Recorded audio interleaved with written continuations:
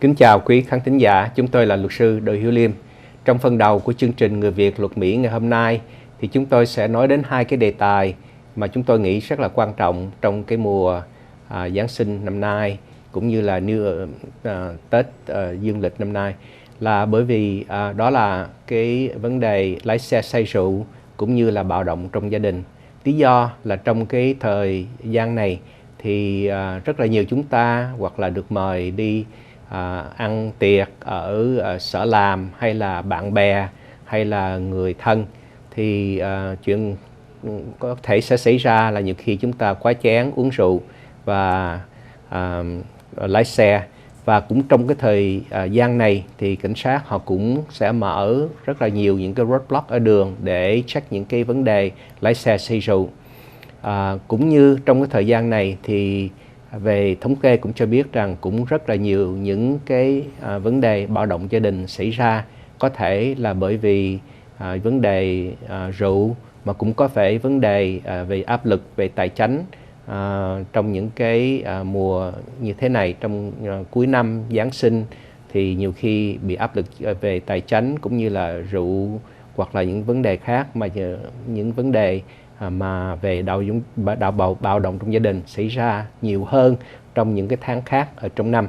Đó là lý do mà chúng tôi muốn mang đến cho quý vị trong phần đầu của chương trình Người Việt Luật Mỹ ngày hôm nay là vấn đề lái xe say rượu và vấn đề bạo động gia đình, để hy vọng là cũng có thể chia sẻ những cái kinh nghiệm về luật pháp đến cho quý vị. Thì để bàn về hai cái vấn đề này thì ngày hôm nay chúng tôi hân hạnh là có sự có mặt của luật sư Sean Hennessy. Thì luật sư Sean Hennessy là luật sư đã hành nghề trên 24 năm, chuyên môn là bào chữa về vấn đề hình sự. Và cũng như luật sư Hennessy trong hơn 9 năm qua đã được bầu chọn bởi các luật sư bạn là trong cái gọi là Super Lawyer, và tới tuần báo Super Lawyer Magazine cũng như bầu chọn luật sư Sean Hennessy là một cái luật sư giỏi tài ba trong hơn 9 năm qua. Trong năm nay, chỉ trong năm nay thôi thì luật sư đã thắng 5 cái vụ kiện hình sự, mà tất cả trong 5 vụ thân chủ của luật sư đều được miễn tố hết, được acquittal với bồi thẩm đoàn trở lại với lại cái gọi là not guilty verdict. Thì chúng tôi hy vọng là luật sư Sean Hennessy sẽ chia sẻ những kinh nghiệm của mình về vấn đề lái xe say rượu cũng như bạo động trong gia đình. Và để giúp cho luật sư Sean Hennessy để thông dịch trong ngày hôm nay thì chúng tôi hân hạnh là có mặt của luật sư Huỳnh Tuấn Kiệt. Kính chào luật sư Kiệt. Kính chào luật sư Liem và chào luật sư Hennessy. Dạ, luật sư Kiệt cũng là luật sư thực thụ đã hành nghề trên 16 năm qua và cũng là thông dịch viên hữu thể của hệ thống tòa án ở quận Cam. Thì để chúng tôi bắt đầu ngày hôm nay thì chúng tôi sẽ hỏi những cái câu hỏi liên hệ đến hai vấn đề ngày hôm nay là lái xe say rượu và bạo động trong gia đình, và luật sư Kiệt sẽ giúp chúng tôi để thông dịch từ tiếng Việt sang tiếng Anh cũng như tiếng Anh sang tiếng Việt. Thì cái câu hỏi đầu tiên mà thường đó mà chúng ta muốn biết đó là khi mà mình bị cảnh sát chặn lại bắt hỏi về vấn đề lái xe say rượu thì thường đó họ sẽ kêu mình làm những cái động tác thường người Việt gọi là tiêm bay, cò bay, Mỹ nó gọi là field sobriety test. Thì trong những trường hợp mà cảnh sát kêu mình phải làm như vậy đó, tiêm bay cò bay đó, thì mình có thể từ chối không làm có được hay không? Và nếu mình từ chối như vậy thì hậu quả như thế nào? When you are stopped or pulled over by a police officer for suspected DUI, and the officer wants you to perform a field sobriety test, can you say no to that? You can say no to that. Those are considered voluntary tests. The police won't tell you that you don't have to do them, and you're not obligated to do them legally. The effect that it may have by refusing or not doing those tests is if you go to trial later, the police may be able to comment on that in front of the jury. They may or may not, but you're not obligated to do them. Mình có thể trả lời là mình không chịu để cho thử nghiệm, dầu là cái thử nghiệm đó họ nói là tự nguyện cho thử nghiệm, mình có thể nói là mình không chịu. Cảnh sát sẽ không có nói cái điều đó cho mình biết, nhưng mà đó cảnh sát có thể dùng cái điều đó khi mà ra tòa đó, cảnh sát có thể nói trước hội thẩm là cái người này đã không có chịu cho thử nghiệm nếu mà mình có ra cái phiên xử trước hội thẩm. Cái câu hỏi kế tiếp mà chúng tôi muốn hỏi đó là thường đó khi cảnh sát ngừng mình lại về vấn đề lái xe say rượu, thì ngoài cái việc họ yêu cầu mình làm những cái động tác gọi là chim bay cò bay, Mỹ nó gọi là field sobriety test, thì họ cũng có thể yêu cầu bắt mình phải làm gọi là breath analyzer test, tức là mình thổi, Việt Nam thường gọi là thổi bong bóng á, nhưng mà thật sự tức là mình thổi vào cái máy để coi cái hơi của mình có cái nồng độ rượu ở trong đó hay không. Thì nếu mà cảnh sát kêu mình là phải thổi vào những cái để lấy cái nồng độ rượu của mình á, nó gọi là breath analyzer test á, thì mình có thể từ chối được hay không? Normally, if you are pulled over, for a suspected DUI, and the officer order a field sobriety test, in addition to that, he might ask you to perform or to blow into the breath analyzer to see what your BAC is. If an officer order you or ask you to do, to blow into the breath analyzer, is that you have to do it by law, or do you have to do it? The breath analyzer, the little handheld unit that they have in the field while you're out there on the side of the road, you are not obligated to do that. That's called a preliminary alcohol screening device, and you're not obligated to do that legally. Again, if you refuse to do that, even though you're not required to do that, the police may be able to comment on that if you go to trial. But again, you're not legally obligated to take that test. Đây là cái máy thử nghiệm say xỉn ở hiện trường, thử nghiệm sơ khởi. Cái máy cầm trên tay, giống như một cái ống thổi để mình thổi vô.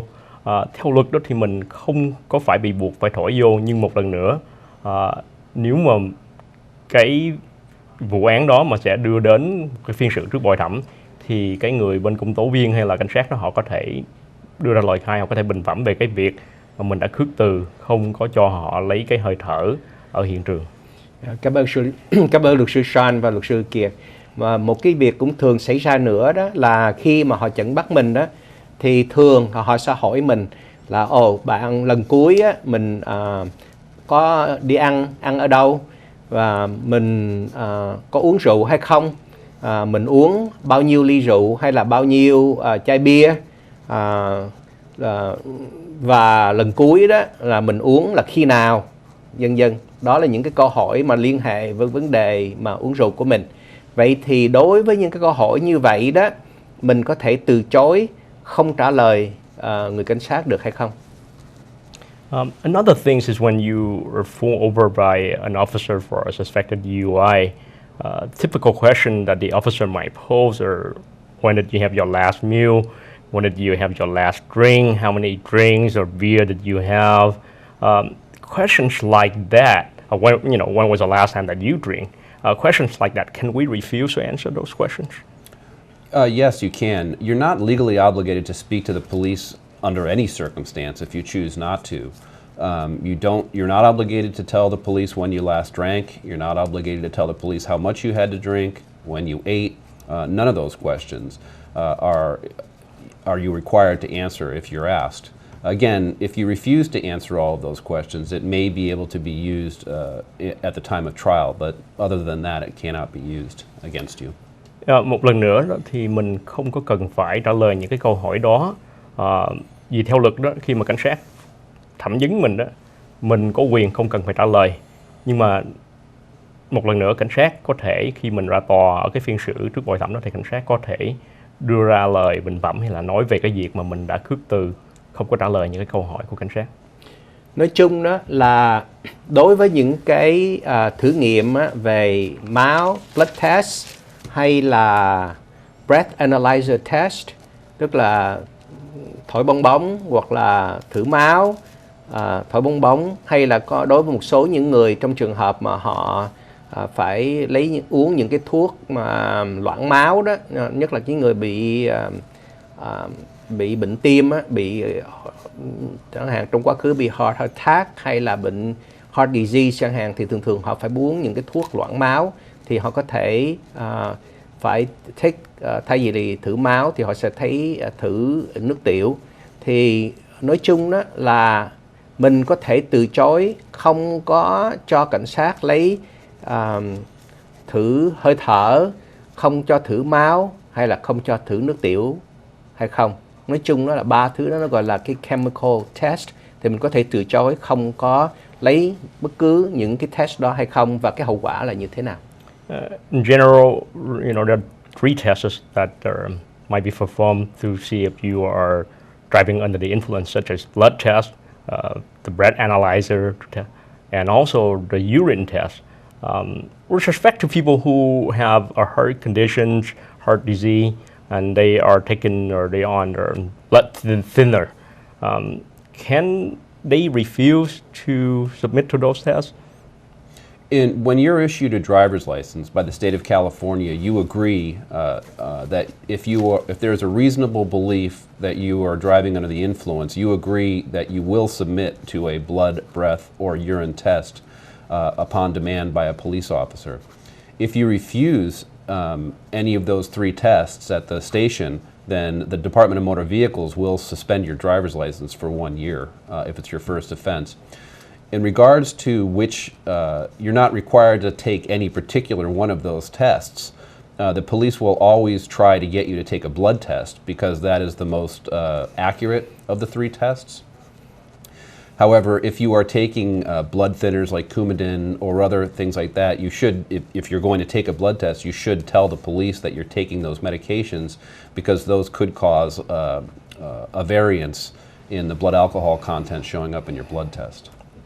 Khi mà tiểu bang Cali cấp bằng lái cho mình đó, thì họ buộc mình phải cho cảnh sát, khi mà cảnh sát tình nghi là mình có bị sai hay là say rượu hay say thuốc khi lái xe đó, để thử nghiệm máu, hơi thở hay là nước tiểu. Nếu mà mình khước từ không cho cảnh sát thử nghiệm đó thì cái bằng lái của mình có thể bị treo lên đến 1 năm. Nhưng mà nếu mình là một trong những cái người mà có uống, cảnh sát thường thì họ muốn mình đó cho họ thử nghiệm máu, tại vì cái thử nghiệm máu nó chính xác nhất. Do đó những cái người mà bị những cái bệnh về tim mà cần phải uống thuốc làm loãng máu đó thì gọi là blood thinner, thì những người đó giống như thuốc Coumadin, thì những người đó nên cho cảnh sát biết, tại vì những cái loại thuốc đó nó có thể làm sai lệch đi cái nồng độ rượu ở trong máu của mình. Cuối cùng về vấn đề bạo động gia đình đó, thì thường thường đó nếu mà vấn đề bạo động giữa hai vợ chồng đó, thì người nào mà gọi cảnh sát trước thì cái hậu quả nó như thế nào? Nếu mà chẳng hạn giữa hai người, lấy thí dụ ông chồng đánh bà vợ, nhưng mà ông chồng lại là cái người gọi cảnh sát trước thay vì là bà vợ. Thí dụ ông chồng đánh bà vợ rồi bà cũng đánh lại, thì hai người quánh qua quánh lại, nhưng mà đó có sự khác biệt nào, mặc dù ông chồng là cái người mà bắt đầu cái cuộc ẩu đả, nhưng mà nếu ông chồng là cái người gọi cảnh sát trước khi bà vợ gọi đó, thì cái hậu quả là như thế nào? With respect to domestic violence, would it make a difference if a person who is the first one to call law enforcement?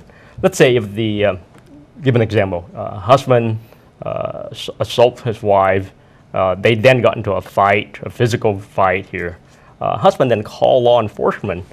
Would it make a difference if husband is the first one to call, even though he was the one that started it? In my 24 years of experience, what I have found more often than not is that the person who calls 911 is usually, not always, but usually considered the victim. And the police believe that because the victim usually calls 911. So generally the person who calls 911 is going to be treated as the victim, and the person who does not call 911 is generally going to go to jail. Trên 20 năm kinh nghiệm của tôi đó, thường đó thì cái người đầu tiên gọi đó, người đó thường là nạn nhân. Tại vì nạn nhân là cái người thường hay gọi 911. Và nếu mà nạn nhân gọi 911 thì cái người kia thường là phải bị bắt đi ít nhất là cũng phải tạm giam một khoảng thời gian. Ngoài ra đó, trong cái vấn đề bạo động gia đình đó, thì ngoài cái vấn đề hình sự thì nếu mà ngày ra tòa đó thì thường đó có những cái hình phạt nào hay là những cái biện pháp chế tài nào mà thường tòa sẽ áp dụng đối với những cái người mà vi phạm cái tội mà bạo động trong gia đình. With respect to domestic violence, at the first court appearance, would there be any protections, order or issues by the court with respect to the victims, and also any restriction placed by the court on the alleged batterer? Usually it's the very day that somebody is arrested for domestic violence that the police will get what's called an emergency protective order against the person they're charging with domestic violence. That protective order will prohibit the person who's arrested from going back to their house, from seeing their children, from seeing their significant other. Once they go to court for the first time, that protective order will be made into a permanent order. The only way it can be changed is if the person who the police or the court or the district attorney says that the victim goes to special classes to have that protective order lifted. Those are issued in every single case. Thường đó, trong cùng cái ngày mà cái người bị bắt về cho cái việc mà bị cáo buộc gây ra bạo hành trong gia đình đó, thì cảnh sát sẽ đưa ra một cái lệnh bảo vệ hay là cái lệnh cách ly. Thì cái lệnh đó, đối với cái lệnh đó thì cái người mà bị bắt đó không có thể là không có thể trở về nhà được, không có thể gặp vợ hay là gặp con hay gặp cái người phối ngẫu, hay là cái người mà phụ nữ hay là cái người nam mà mình sống chung được. Và khi ra tòa đó thì cái lệnh của người cảnh sát đó cấp chỉ là lệnh tạm thời thôi. Khi ra tòa đó thì cái lệnh đó có thể được biến đổi, tùy thuộc vào bằng chứng, có thể được biến đổi thành cái lệnh dài hạn. Và cái lệnh dài hạn như vậy đó thì muốn sửa đổi cái lệnh dài hạn đó thì thường cái người mà bị cáo buộc gây ra bạo hành trong gia đình đó phải đi học những cái lớp về việc bạo hành trong gia đình trước khi tòa sửa đổi cái lệnh cách ly hay là cái lệnh bảo vệ cho cái người nạn nhân. Chúng tôi cảm ơn luật sư Sean Hennessy cũng như là luật sư Quỳnh Tấn Kiệt đã có mặt trong ngày hôm nay. Và nếu mà quý vị có những cái câu hỏi về vấn đề luật pháp thì sau cái phần quảng cáo thương mại quý vị có thể gọi vào và sau đó thì chúng tôi sẽ trở lại với cái chương trình bình thường của Người Việt Luật Mỹ. Và nếu mà quý vị nếu ngại về vấn đề, có những câu hỏi về vấn đề hình sự mà muốn liên lạc trực tiếp với luật sư Sean Hennessy thì quý vị có thể gọi qua cái số điện thoại của luật sư Sean Hennessy cầm tay là 949 280 1257. Tôi lặp lại, số điện thoại cầm tay của luật sư Sean Hennessy là 949 280 1257. Đến đây thì chúng tôi tạm ngưng để đài chạy phần quảng cáo thương mại. Và sau phần quảng cáo thương mại thì luật sư Sean Hennessy sẽ ở lại để trả lời những câu hỏi nếu mà quý vị có liên hệ đến đề tài hôm nay. Dạ, xin cảm ơn.